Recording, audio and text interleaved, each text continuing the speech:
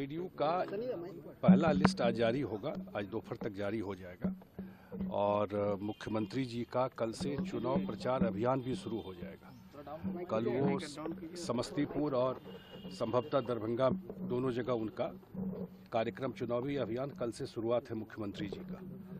और आप जानते हैं कि एक्सरसाइज होता है, अपेक्षा सबकी होती है, लेकिन मुख्यमंत्री जी सारा चीज़ देख करके और सारा निर्णय लिया गया है।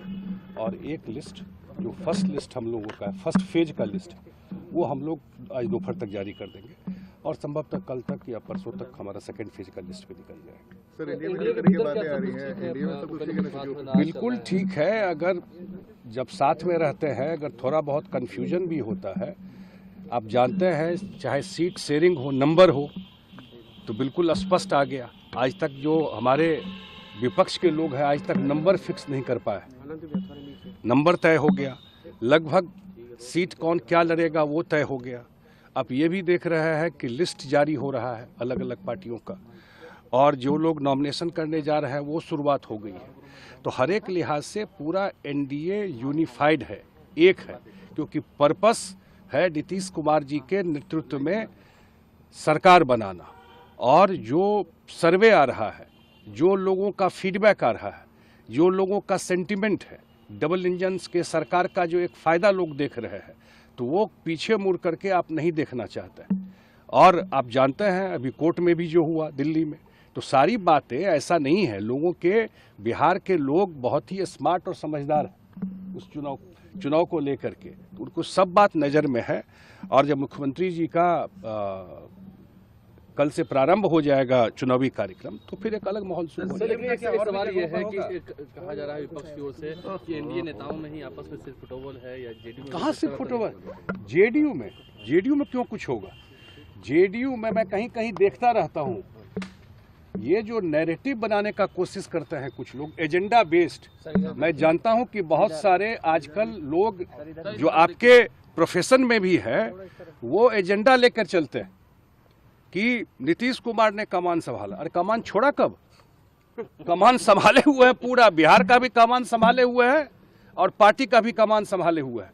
इस पार्टी में जो भी निर्णय होता है नीतीश कुमार जी के कंसेंट, उनके विचार के बाद ही होता है। सब उनसे डिस्कस। हाँ, वो डेमोक्रेटिक आदमी, ऑटोक्रेट नहीं है, वो सबसे चर्चा करते हैं, सबका फीडबैक लेते हैं, अब फिर निर्णय लेते हैं, लेकिन अंतिम मुहर किसी भी चीज पर मुख्यमंत्री जी लगा। सर, इस बार सर सोशल मीडिया के जरिए ये सारी जानकारी मिल रही है। वही मैं देख रहा हूँ, रात में दिखा कि अब ऐसा नैरेटिव, मैं आप लोगों से भी आग्रह करता हूँ, जो कुछ लोग इस तरह का अफवाह फैलाते हैं, और बिहार के जनता को भी मैं आगाह करना चाहता हूँ आप लोगों के माध्यम से, कि भाई अफवाह फैलाने भी बहुत सारे लोग आजकल घूम रहे हैं।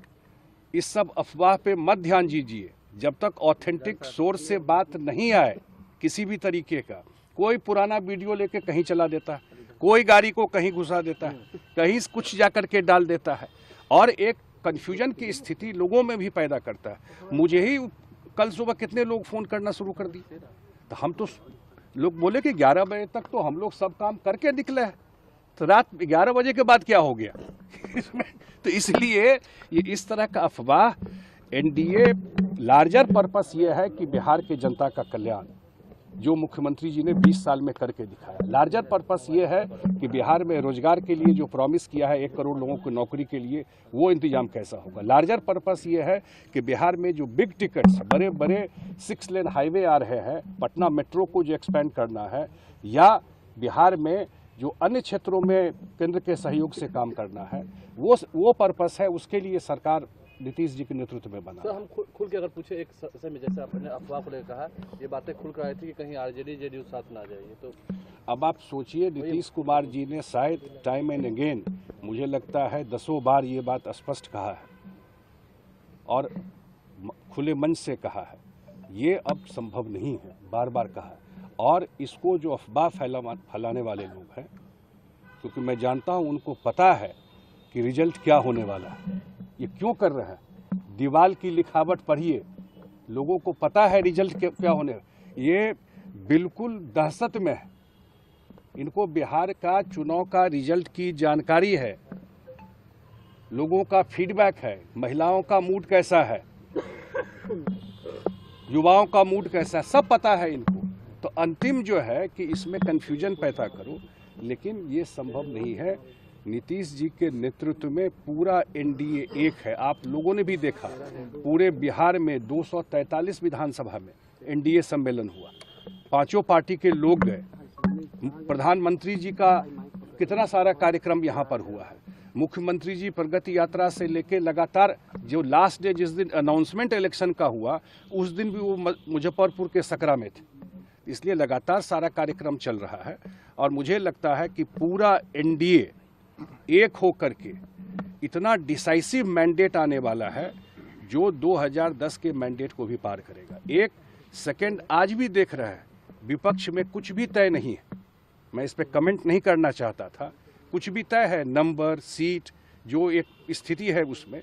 इसलिए उन लोगों को पता है कि रिजल्ट क्या होने वाला है। इसीलिए सर मुख्यमंत्री कहीं और भी 2 जगह नॉमिनेशन में जा रहे हैं, कहीं और भी जाने का सेकंड फेज में वगैरह कुछ प्रोग्राम भी? हाँ, आगे तय होगा। अभी कल से उनका शुरुआत है यात्रा का, माने चुनावी यात्रा का, और आगे उनका अन्य जगह कार्यक्रम लगेगा। उनका फिर वो कैंप भी करते हैं। आप सब जानते हैं कि वो जब सीमांचल में या कोसी में जब उनका कार्यक्रम होता है तो वहीं कैंप, मधेपुरा में कैंप करके वो पूरा वहाँ से कैंपेन करते हैं। तो वो सारा जो उनका ट्रेडिशनल रहा है पास्ट का, उनका उसी तरह से कैंपेन। उपेंद्र कुशवाहा जी को लेकर के कहा जा रहा है कि वो भी दिल्ली गए हैं। बिल्कुल, उपेंद्र कुशवाहा जी हम लोगों के महत्वपूर्ण सहयोगी हैं, बिल्कुल साथ है। और जब एक साथ रहते हैं, अगर कोई कन्फ्यूजन रहता है तो सब मिलकर उसको रिजॉल्व करते हैं। Thank you sir, thank you.